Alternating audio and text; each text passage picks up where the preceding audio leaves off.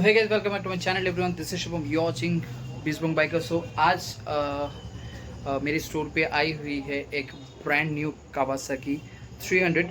सो इस कावासाकी 300 पे हम लोग इंस्टॉल करने वाला है Akrapovic exhaust.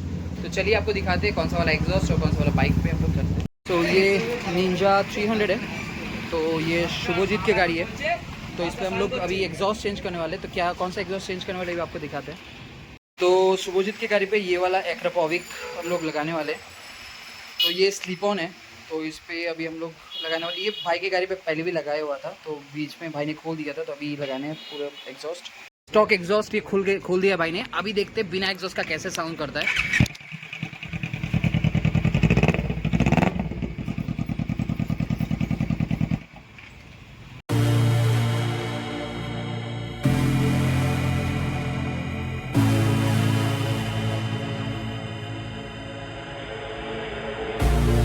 I wish a void opened in the air, just like Akrapovic exhaust जो है वो लग गया है, यहाँ पर कार्बन फिनिश में है।